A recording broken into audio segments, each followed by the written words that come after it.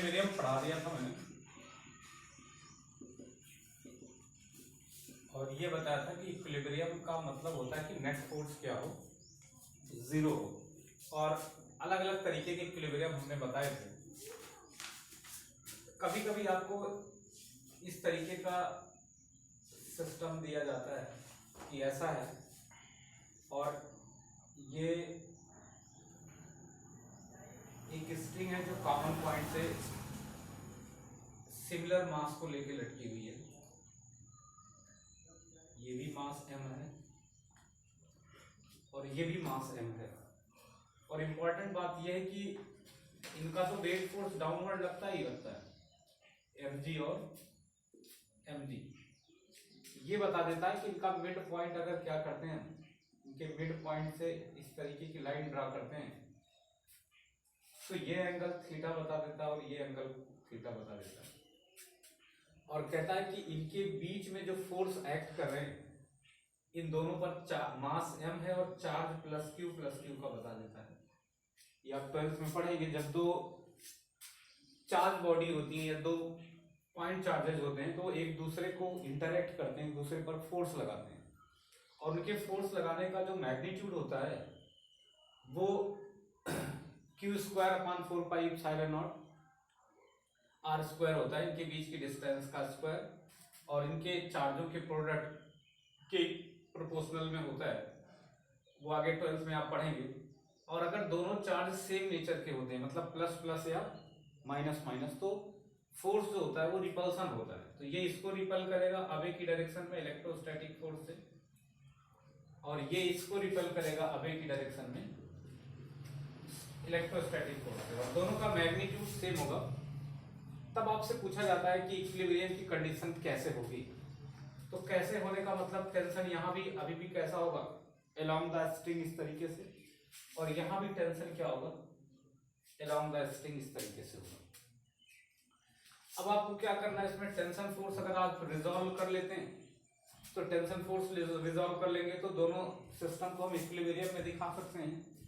अब अगर टेंशन को रिजॉल्व करते हैं तो एक इसका वर्टिकल कंपोनेंट लेंगे, एक हॉरिजॉन्टल कंपोनेंट लेंगे, और ये एंगल अगर थीटा है तो दो पैरेलल लाइन को जब एक लाइन काटती है तो उनपे ये जो एंगल बनते हैं और ये एंगल बनते हैं, ये इक्वल होते हैं। तो ये एंगल थीटा है तो ये एंगल भी क्या हो जाएगा, थीटा हो जाएगा।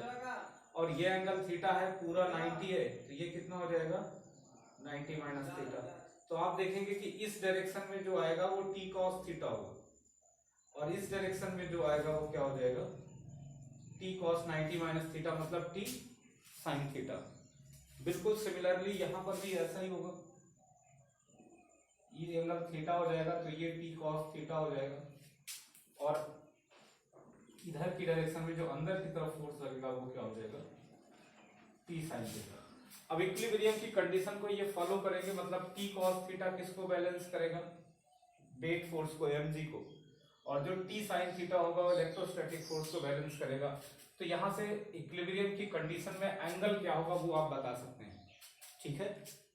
इसको भी निकालेंगे तो आप क्या पाएंगे कि t cos थीटा जो है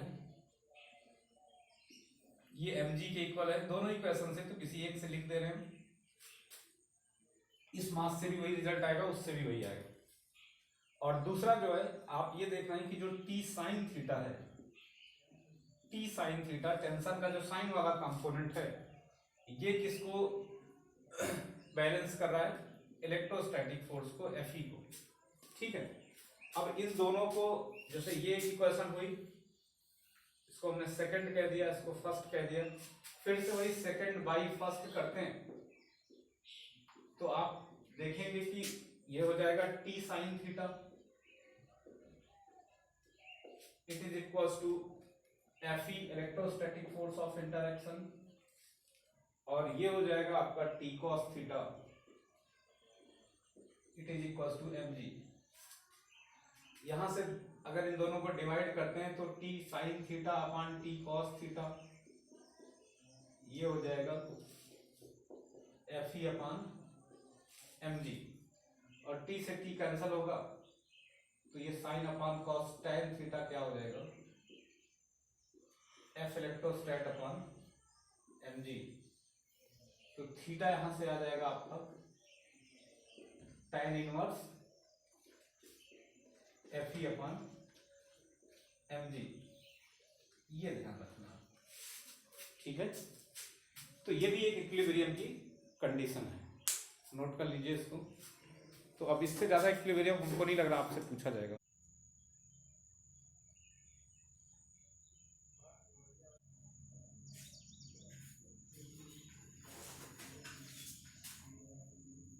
ये फिगर जो है शिफ्ट करके बना दे रहे हैं।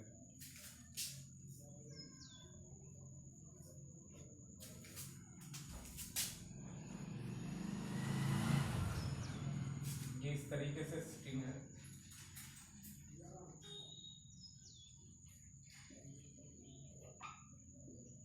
ये Fg डाउनवर्ड लग रहा है और ये वर्टिकल से एंगल थीटा बना रहा है, ये भी वर्टिकल से एंगल थीटा बना रहा है। इधर टेंशन अपवर्ड और टेंशन इस तरीके से लॉन्ग द स्ट्रिंग लग रही। इस पे मैंने कहा था कि ये प्लस क्यू और प्लस क्यू चार्ज है, तो ये एक दूसरे को रिपल करेंगे इलेक्ट्रोस्टैटिक फोर्स ऑफ इंटरेक्शन से, रिपल्सन से।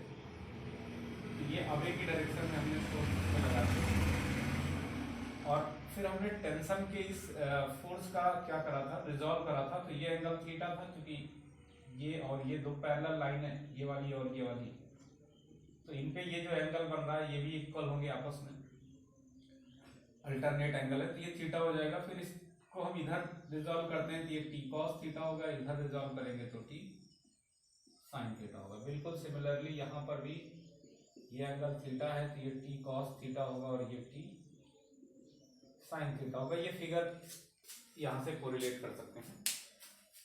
आगे बढ़ते हैं हमने न्यूटन के थर्ड लॉ की जब बात करी थी तो उसमें बहुत सारे एग्जांपल ऐसे थे जिन पे क्वेश्चन पूछे जाते हैं। जैसे इसको क्वेश्चन आपसे ये पूछा जाता है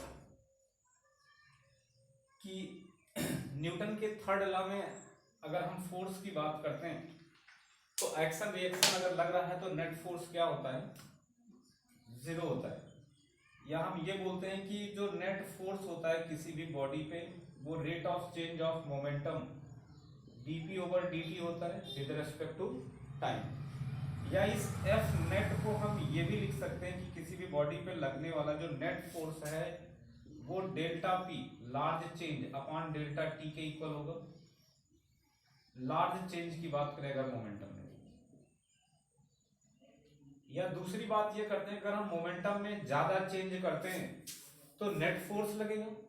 अगर कहीं पर भी क्या हो रहा है, मोमेंटम में चेंज हो रहा है तो वो चेंज इन मोमेंटम क्या करेगा, फोर्स एक्सर्ट करेगा। जैसे हम क्या करते हैं कि किसी बॉल से किसी चीज को मारते हैं, तो किसी चीज पर मारते हैं तो उससे वो स्ट्राइक करने के बाद अगर बॉल की वेलोसिटी कम हो जा रही है, जैसे ये एक वॉल है और इस वॉल पे किसी बॉल से हम क्या कर रहे हैं, किसी वेलोसिटी v से इस पे हिट कर रहे हैं, तो जब इस पे हिट करेंगे तो ये v वेलोसिटी से टकराएगा और after the striking with v velocity its velocity decreases. अगर इसकी वेलोसिटी क्या हो जाती है, कम हो जाती है, इसका मतलब इसके मोमेंटम में चेंज होगा। अगर इसका मास m है तो ये mv, ठीक है। इसका मतलब इसके मोमेंटम में चेंज हुआ तो चेंज, अगर इसका मोमेंटम लूज हो रहा है, लॉस हो रहा है, तो जाहिर सी बात है वो फोर्स एक्सर्ट कर रहा होगा वॉल पे, और फोर्स की वैल्यू क्या होगी, जितना मोमेंटम में लॉस हो रहा होगा with respect to the time वो क्या हो जाएगा, फोर्स हो जाएगा।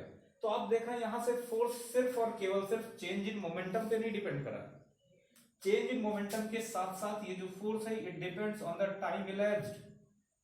अगर ये टाइम बहुत छोटा है तो फोर्स ज्यादा एक्सर्ट करेगा, अगर ये टाइम ज्यादा है तो फोर्स की वैल्यू उसी same magnitude of the change in momentum पे क्या हो जाएगी, कम हो जाएगी।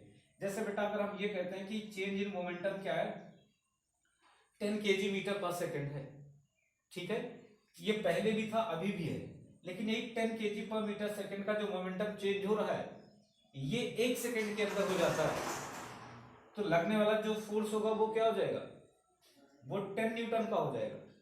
लेकिन अगर हम यही बात करें कि नहीं, यही जो 10 kg पर मीटर सेकंड का जो फोर्स है, मोमेंटम है, वो 2 सेकंड में चेंज हो रहा है, तो आप क्या बोलोगे कि फोर्स का मैग्नीट्यूड क्या हो जाएगा, 10/2। 2 कितने का हो जाएगा 5 न्यूटन का हो जाएगा।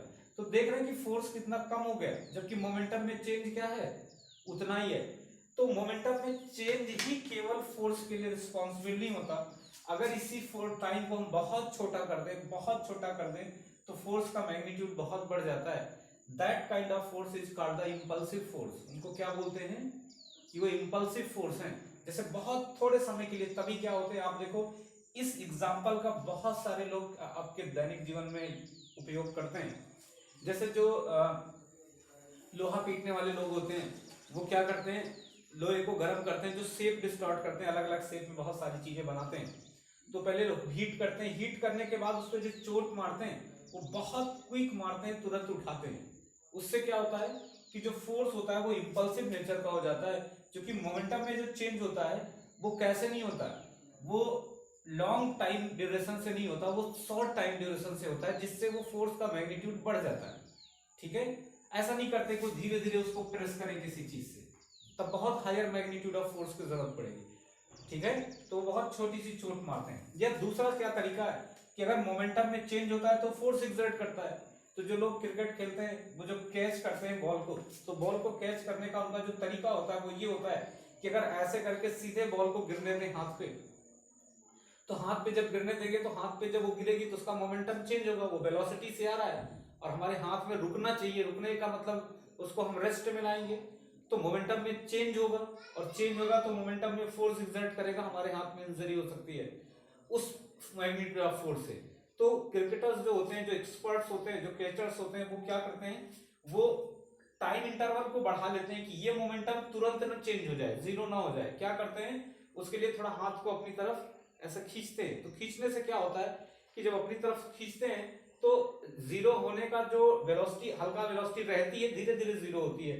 मतलब टाइम ड्यूरेशन जो होता है चेंज इन मोमेंटम का, वो क्या कर जाता है, बढ़ जाता है, जिससे फोर्स का मैग्नीट्यूड क्या हो जाता है, कम हो जाता है। तो एक्सपर्ट दोनों तरीके से, एक तो धीरे धीरे उनको जर्क सहने का क्या हो जाता है, वो अभ्यस्त हो जाते हैं, फोर्स को रेजिस्टेंस उनके हाथ में आ जाती है, मतलब बार बार कैच करेंगे तो एक तो मसल्स मजबूत हो जाएंगे, हाथ मजबूत हो जाएगा। और दूसरा क्या और तरीका होता है, ये जो तरीका होता है कि हाथ को अपनी तरफ खींचते हैं, इससे ड्यूरेशन बढ़ाते हैं मोमेंटम के चेंज की, जिससे और आसानी होती है, कम फोर्स क्या होता है उनके हाथ पे एक्सर्ट होता है। ये बहुत सारे अलग अलग रीजन है जो हम क्या करते हैं, चेंज इन मोमेंटम या थर्ड लॉ से सीखते हैं। क्लियर है, आगे बढ़ते हैं। फिर अब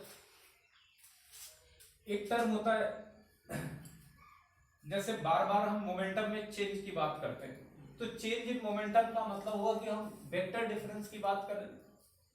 और वेक्टर डिफरेंस का मतलब ये होता है कि जैसे कई बार ये चीज पूछी जाती है कि हमने किसी बॉल को किसी वॉल पे हिट करा, तो what is the change in momentum if ball is rebound with same magnitude of velocity.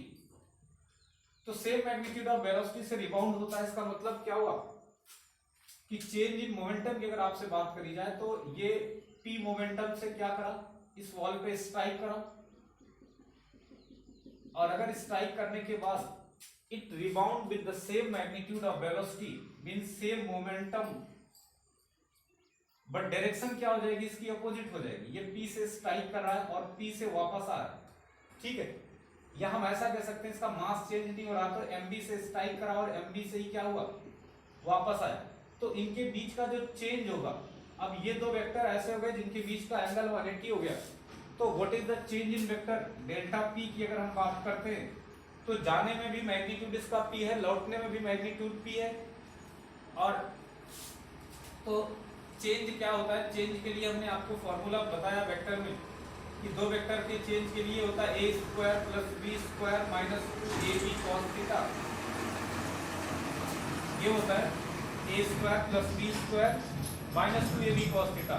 तो यहाँ पर ए का भी मैग्नीट्यूड पी है, बी का भी मैग्नीट्यूड पी है, तो डेल्टा पी क्या हो जाएगा, ये हो जाएगा आपका पी का स्क्वायर प्लस पी का square minus 2 P into cos 180। और अगर आप इसको सॉल्व करते हैं तो ये हो जाएगा 2p square minus 2p square cos 180, और कॉस 180 की जो वैल्यू होती है वो माइनस ऑफ 1 हो जाएगी।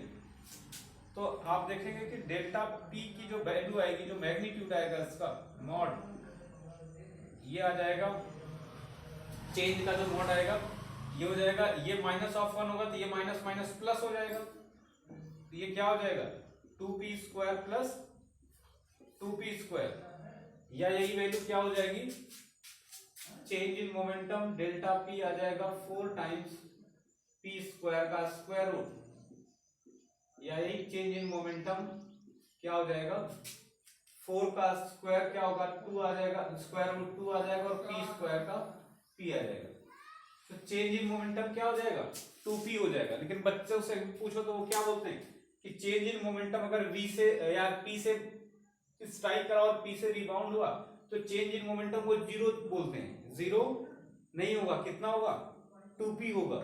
और अगर आपसे पूछा जाए कि कितना फोर्स एक्सर्ट करेगा तो आप टाइम ड्यूरेशन पता कर लीजिए, कितने टाइम के लिए स्ट्राइक किया है, तो 2p/t कर देंगे तो क्या हो जाएगा, तो चेंज इन मोमेंटम ये हो गया। अगर आपसे पूछा जाए force exerting then it will be delta p/डेल्टा t, then force exerted during the collision ये क्या हो जाएगा 2p/डेल्टा t। क्लियर? तो फोर्स और इंपल्स में डिफरेंस क्या है कि इंपल्स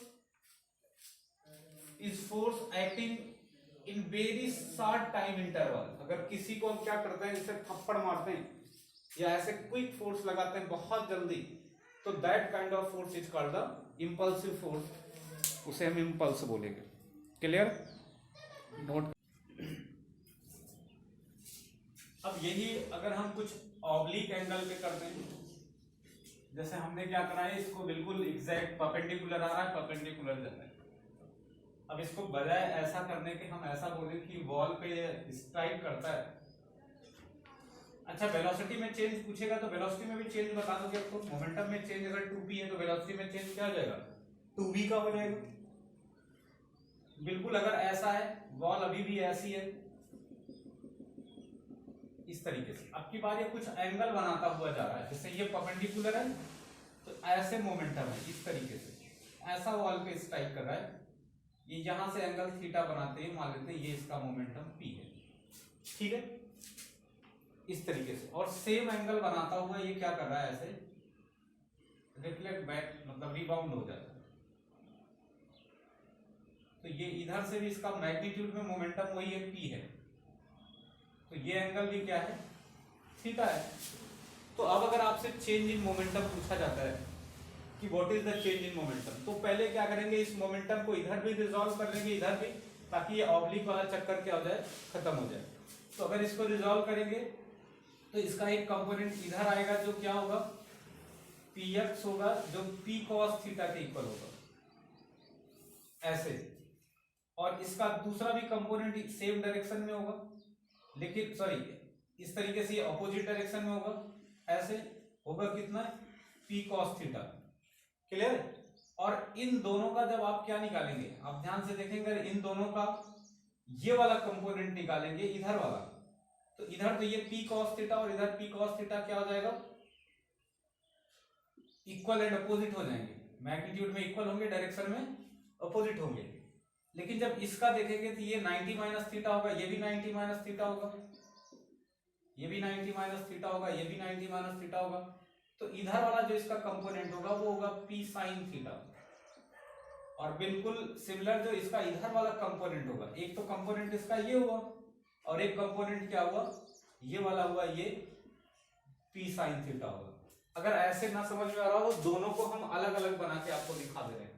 एक बार हम क्या दिखा रहे हैं कि जब ये आके इस पे स्ट्राइक करता है तब, और एक बार जब ये स्ट्राइक करने के बाद रिफ्लेक्ट होके बैक जाता है तब का दिखा दे रहे हैं।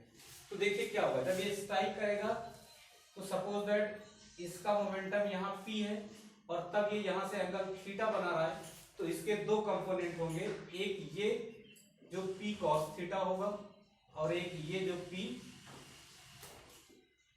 sin थीटा होगा, ये दो हो जाएंगे।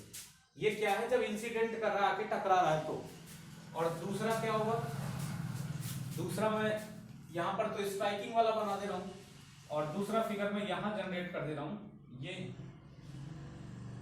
जब ये स्ट्राइक करने के बाद रिबाउंड हो रहा है, तो ये सेम एंगल से ऐसे P क्या कर रहा है, ये ऐसे जा रहा है। तो इसके भी दो कंपोनेंट होंगे, एक P cos थीटा जो रिबाउंड कर रहा है, और एक इधर वाला कंपोनेंट जो होगा वो क्या हो जाएगा, P sin थीटा हो जाएगा, क्योंकि ये एंगल 90 माइनस थीटा होगा। क्लियर? ये फिगर नंबर 2 है और इनमें दोनों को मैंने बना दिया एक ही फिगर के अंदर।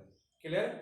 अब अगर यहाँ पर चेंज इन मोमेंटम देखेंगे तो ऑब्लिक केस में जब चेंज इन मोमेंटम निकालेंगे तो आप ये पाएंगे कि एक्स एक्सिस में भी चेंज इन मोमेंटम निकालना पड़ेगा और वाई एक्सिस में, मतलब इस वाली एक्सिस में भी मोमेंटम में चेंज और इस वाली एक्सिस में भी मोमेंटम में चेंज।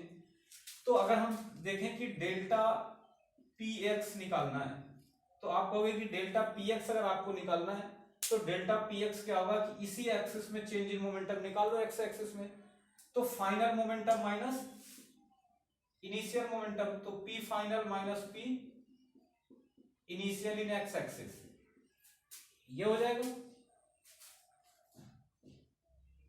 और अगर हम क्या करते हैं वाई एक्सिस में निकालते हैं तो delta P in Y axis, ये क्या हो जाएगा, P final minus P initial in Y axis, और फिर दोनों का क्या कर देंगे, सम कर देंगे। ठीक है ना, दोनों को अलग अलग तरीके से सम अप कर देंगे।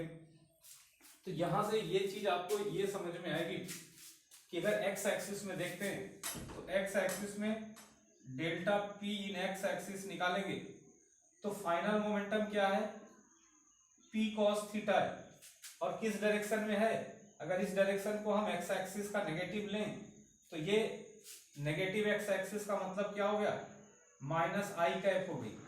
ठीक है, ये डायरेक्शन हो जाएगी, और चूंकि हमको इसका चेंज निकालना है तो दिस माइनस क्या हो जाएगा, माइनस टाइम्स पॉजिटिव का पी कॉस थीटा। ठीक है, अगर इसको हम लेते हैं तो ये क्या हो जाएगा, नेगेटिव टाइम्स हो जाएगा ये पॉजिटिव का P cos theta into positive का आई एक्सिस, मतलब आई कैप ऐसे, तो ये माइनस देखेंगे तो ये नेगेटिव होगा और ये भी नेगेटिव होगा, तो ये हो जाएगा minus P cos theta I cap minus P cos theta I cap ना, और दोनों को जब जोड़ लेंगे तो negative times 2 P cos theta I cap ये आ जाएगा। अब इसका क्या मतलब हुआ पहले वेक्टर फॉर्म में समझिए, फिर अभी स्केलर में भी इसका मतलब आपको समझा देते हैं। वेक्टर फॉर्म में इसका मतलब ये हुआ कि जो चेंज इन मोमेंटम आएगा एक्स एक्सिस में वो एक तरफ जो जा रहा है एक्स एक्सिस में वो पी कॉस थीटा उसका डबल हो गया, 2 टाइम्स पी कॉस थीटा हो गया। ये तो मैंने पहले भी बताया था कि पी से स्ट्राइक कर रहा है, पी से रिबाउंड हो रहा है तो 2 टाइम्स पी हो जाएगा। वैसे यहाँ हमने बताया कि पी कॉस थीटा से रिबाउंड हो रहा है, ऐसा अज्यूम करेंगे जब ऑब्लिक कर रहा है तो इसका horizontal component P cos theta होगा, तो पी कॉस थीटा से स्ट्राइक कर रहा है, पी कॉस थीटा से वापस आ रहा है तो 2 पी कॉस थीटा हो जाएगा। फिर आप कहेंगे जो नेगेटिव लगा हुआ है, जो आई कैप लगा हुआ है, ये क्या बता रहा है, I cap represents the direction in positive X axis, और आगे नेगेटिव लगा हुआ है, इसका मतलब कि इनका जो चेंज आएगा वो चेंज वेक्टर की डायरेक्शन किधर होगी, इस डायरेक्शन में होगी, मतलब ये पूरा डायरेक्शन के साथ लिखा हुआ है 2p cos theta I cap minus में। ठीक है ना, तो ये हो गया एक्स डायरेक्शन में। ऐसे आपसे वाई डायरेक्शन में पूछा जाएगा तो आप देखेंगे कि change in momentum in Y direction, तो वाई डायरेक्शन में दोनों वेक्टर क्या है, सेम डायरेक्शन में, इधर ही p sin थीटा है और ये भी p sin थीटा, दोनों सेम डायरेक्शन में, और सेम डायरेक्शन में होंगे और मैग्नीट्यूड सेम होगा तो उनका क्या होगा, चेंज 0 हो जाएगा। अगर हम देखेंगे तो यहां से आप क्या देखेंगे कि p sin थीटा और वेक्टर की डायरेक्शन किधर है, नीचे की तरफ ऐसे, मतलब माइनस का j cap, minus j cap मतलब डाउनवर्ड डायरेक्शन, और फिर क्या करेंगे हम minus p sin theta into में माइनस जे कैप, ये भी डाउनवर्ड है, दोनों सेम डायरेक्शन में, तो माइनस जे सेम डायरेक्शन हो गई। अब यहां से डेल्टा पी वाई की वैल्यू अगर हम निकालते हैं तो डेल्टा पी वाई क्या हो जाएगा, माइनस पी साइन थीटा जे कैप, हमने ये माइनस आगे ले लिया और यहां ये माइनस और माइनस प्लस हो जाएगा, तो प्लस पी साइन थीटा जे कैप, तो ये इतना माइनस में पी साइन थीटा जे कैप और इतना ये प्लस में जे पी साइन थीटा जे कैप, दोनों क्या हो जाएंगे, कैंसल हो जाएंगे। समझ में आ रहा नहीं आ रहा?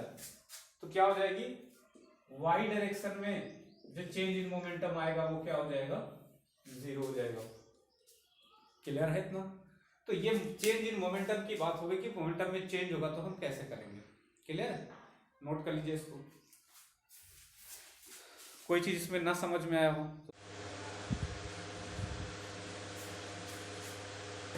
तो ये आपका मोमेंटम का चेंज। एक टर्म यहीं पर कंजर्वेशन ऑफ मोमेंटम और देख लीजिए, फिर नेक्स्ट टॉपिक फ्रिक्शन पढ़ते हैं हम लोग।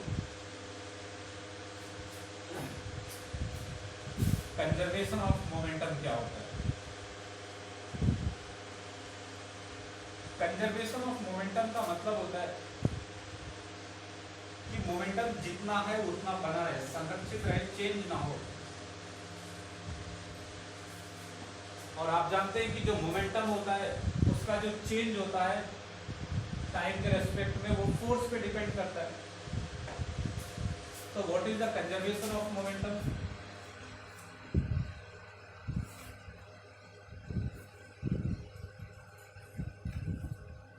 कंजर्वेशन ऑफ लीनियर मोमेंटम या मोमेंटम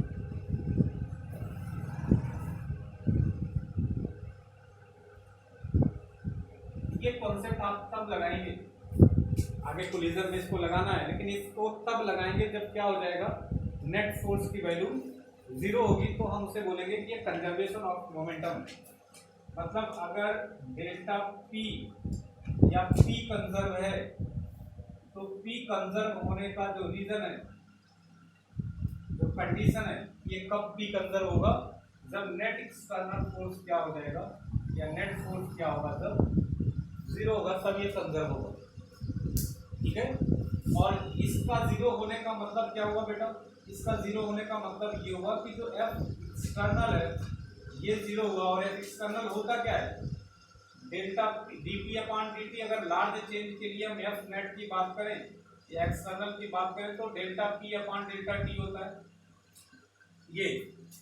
ठीक है? या हम इसको ये लिख सकते हैं, डेल्टा पी का मतलब होता है, डेल्टा पी का मतलब होता है P final minus P initial ये। या इसका मतलब ये होता है कि m times B final minus m times B initial. अगर मास कांस्टेंट है तो ये चेंज इन मोमेंटम होगा। क्लियर? अब अगर इस वैल्यू को यहाँ पर हम पुट करते हैं तो आप ये पाएंगे कि जो F एक्सटर्नल या F नेट होता है, ये नेट फोर्स जो होगा ये हो जाएगा आपका P final minus P initial upon delta T, like this.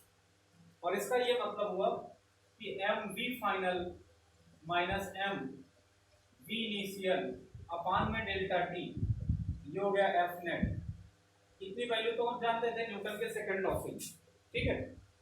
अब हमने कहा कि ये वैल्यू जीरो हो गई तब ये कंजर्व हो जाएगा momentum. Condition of conservation of momentum का क्या मतलब हुआ कि नेट फोर्स क्या हो जाए, जीरो हो जाए। हमने जीरो कर दिया नेट फोर्स को। अब जीरो किया तो देखो आता क्या है, अगर इसको हमने जीरो किया तो जीरो इक्वल्स टू क्या होना चाहिए, m times b final minus m times b initial upon में क्या हो जाएगा, डेल्टा टी।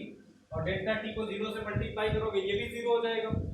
तो यहां से क्या हो जाएगा कि M B final is equal to M times B initial.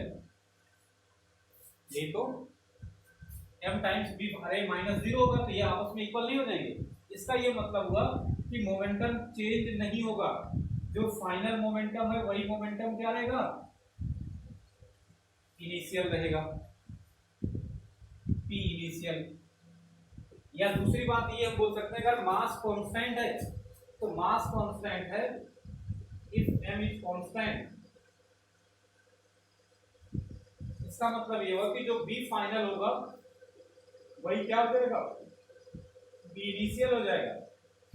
इसमें भी कोई चेंज नहीं होगा। आप देख नहीं रहे कि हम m से m कैंसिल कर देंगे तो फाइनल वेलोसिटी क्या हो जाएगी, इनिशियल वेलोसिटी के इक्वल हो जाएगी। इसका मतलब मोमेंटम का कंजर्वेशन का मतलब ये हुआ कि जो मोमेंटम पहले था वही मोमेंटम क्या रहेगा, मेंटेन रहेगा, अगर इस पर क्या ना करा जाए, कोई एक्सटर्नल फोर्स ना हो। तो बात तो यही हुई कि ये वही है फर्स्ट लॉ टाइप का कि क्या रहेगा, अपने स्टेट ऑफ मोशन या स्टेट ऑफ मोमेंटम को क्या करता रहेगा, फॉलो करता रहेगा जब तक कोई एक्सटर्नल फोर्स इस पे ना हो। तो ये नोट कर लीजिए, कंजर्वेशन ऑफ मोमेंटम हो गया, इसका एप्लीकेशन जगह जगह करेंगे हम। जिन जिन इवेंट्स में मोमेंटम कंजर्व होता है, मतलब एक्सटर्नल फोर्स जीरो होगा, उन मोमेंट कंडीशन में हम कंजर्वेशन ऑफ मोमेंटम को लगाएंगे। जैसे अभी आगे आपको हम एक्सप्लोजन, कोलिजन जो कुछ भी पढ़ाएंगे वर्क फॉर एनर्जी में, सब इसके एग्जांपल होंगे। तो ये हो गया आपका कंजर्वेशन ऑफ मोमेंटम।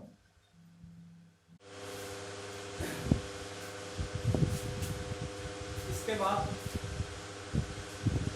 अब जो नेक्स्ट टॉपिक इसमें हमको पढ़ना है वो फ्रिक्शनल फोर्स पढ़ना है। जैसे हमने आपको जब एक तरफ से फोर्स काउंट कराए थे तो उसमें नॉर्मल फोर्स था, टेंशन फोर्स था, वेट फोर्स था, वो तीनों मैंने पढ़ा दिया। अब फ्रिक्शनल फोर्स पढ़ते हैं। क्या होता है फ्रिक्शनल फोर्स, ये बहुत इंपॉर्टेंट है।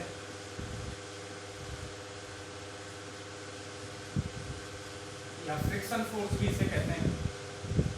तो फ्रिक्शन फोर्स लगता कब है, पहले ये समझते हैं, उसके बाद ये समझेंगे कितने तरीके का होता है। ठीक है, तो ये भी एक टाइप का कॉन्टैक्ट फोर्स होता है, लेकिन इसमें भी ऐसा नहीं कि जब दो बॉडी कॉन्टैक्ट में आ जाएंगी तो हमेशा फ्रिक्शन ही लगेगा। जब दो बॉडी कॉन्टैक्ट में होंगी और उनमें या तो रिलेटिव मोशन हो रहा होगा या रिलेटिव मोशन होने की टेंडेंसी होगी, तो इन दोनों सिचुएशन में क्या होगा, उनपे फ्रिक्शन फोर्स लगेगा। ऐसा नहीं है कि आप ये समझे कि जब दो बॉडी मूव कर रही होगी तब फ्रिक्शन फोर्स लगेगा। दो बॉडी मूव कर रही होगी तब भी फ्रिक्शन फोर्स हो सकता है, लगे, हो सकता है ना लगे, और दो बॉडी रेस्ट में हो तब भी हो सकता है फ्रिक्शन फोर्स लगे या ना लगे। जब दो बॉडी कॉन्टैक्ट में आएगी और ऐसे वो रेस्ट में है तो उनमें फ्रिक्शन नहीं लगेगा। लेकिन अगर दो बॉडी कॉन्टैक्ट में आती हैं एक दूसरे से, वो क्या करती हैं, इनके रेस्पेक्ट में रिलेटिव मोशन या तो करती हैं या रिलेटिव मोशन की टेंडेंसी होती है। टेंडेंसी का मतलब प्रवृत्ति। अगर हम क्या करते हैं, इसको इधर की तरफ मूव कराने की कोशिश करते हैं इसी सरफेस के ऊपर, फिर हम कोशिश करते हैं, हो नहीं रही है, तब भी इनके बीच में फ्रिक्शन लगेगा, और होने लगे तब भी लगेगा। लेकिन इनके बीच में रिलेटिव मोशन होना चाहिए, एक दूसरे के रेस्पेक्ट में ये मूव करें।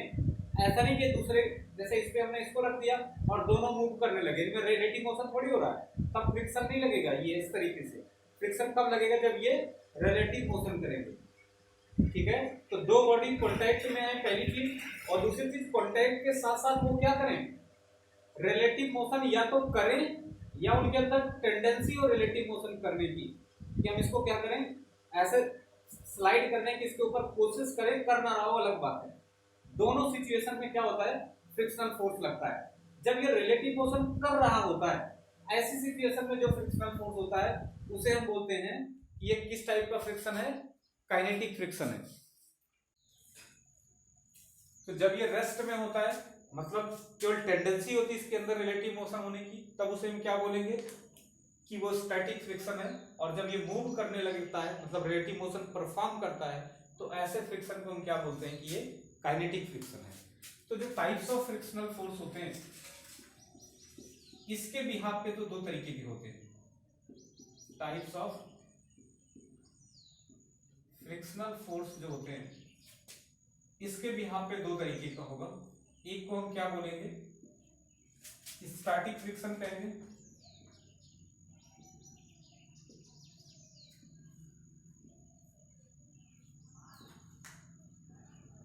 और दूसरे को kinetic frictional force.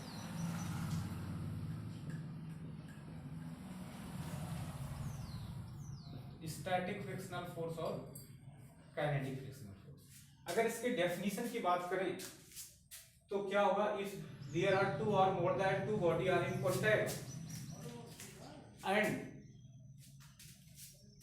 it have tendency of relative motion or it perform that relative motion with respect to each other, then both the surface of the forces, both the surface of the body exert frictional force।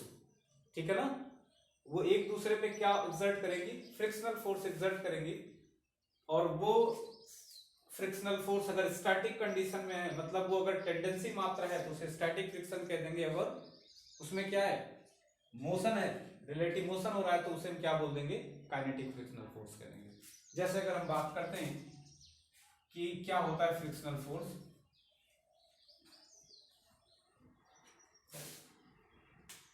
तो इसमें ये लिखना है आपको, if two body in contact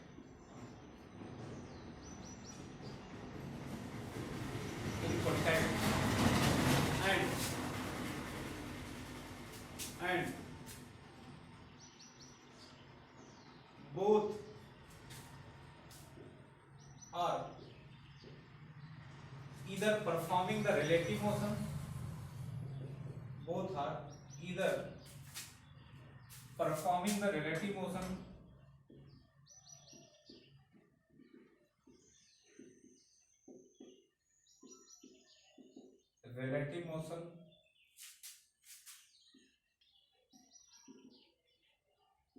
or they have tendency to perform the relative motion, or they have tendency to perform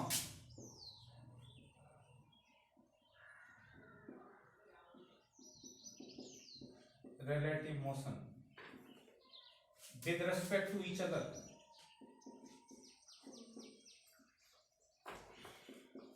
with respect to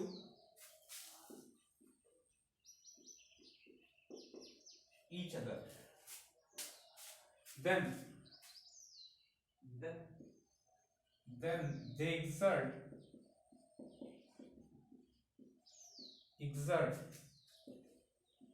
force,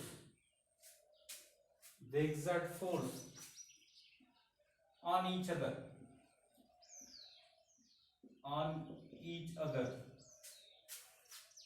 which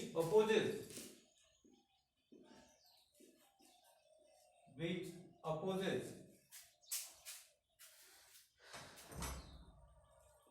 this relative motion or tendency of relative motion, which opposes this relative motion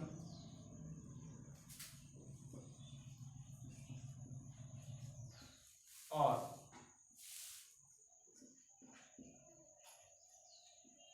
tendency of relative motion.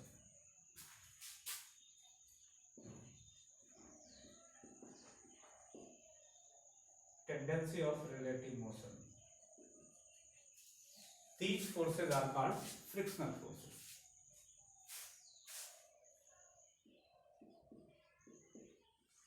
These forces are called frictional forces.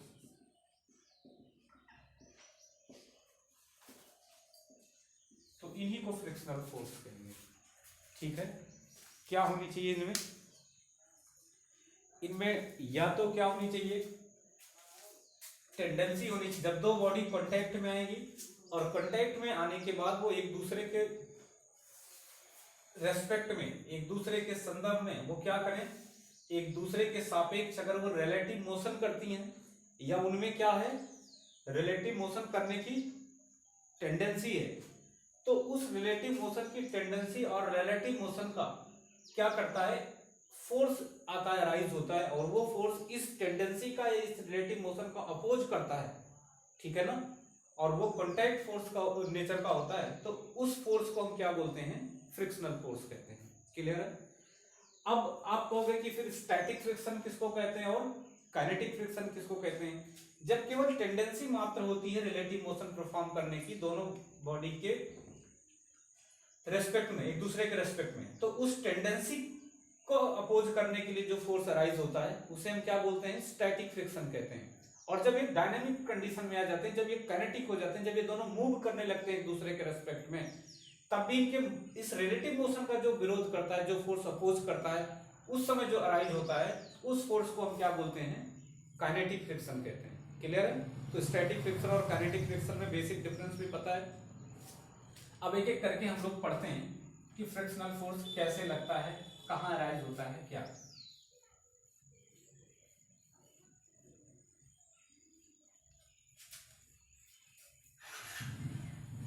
जैसे हमने कहा कि ये कोई body है, यहां पहले ये एक सरफेस बना देते हैं, तो ये सरफेस भी एक टाइप की बॉडी है, किसी दूसरी बॉडी की सरफेस है, और ये एक दूसरी बॉडी है जो दोनों एक दूसरे से कांटेक्ट बनाते हुए रखी गई, ठीक है। तो इसका वेट फोर्स डाउनवर्ड लगेगा और ये बॉडी इस पर नॉर्मल रिएक्शन किधर लगाएगी, अपवर्ड लगाएगी। अभी ये नेट इक्विलिब्रियम में है, इक्विलिब्रियम का मतलब ये हुआ कि इस पे नेट फोर्स क्या है,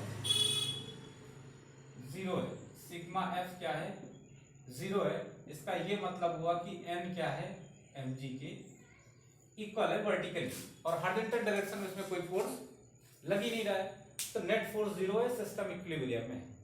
हमने क्या करा, हमने इस पे आगे की तरफ एक फोर्स लगा दिया एफ मैग्नीट्यूड का, ये तो जैसे ही एफ मैग्नीट्यूड का हम फोर्स लगाएंगे इस पे नेट फोर्स की टेंडेंसी आ जाएगी एफ की, हॉरिजॉन्टल डायरेक्शन में और कोई फोर्स लग नहीं रहा है।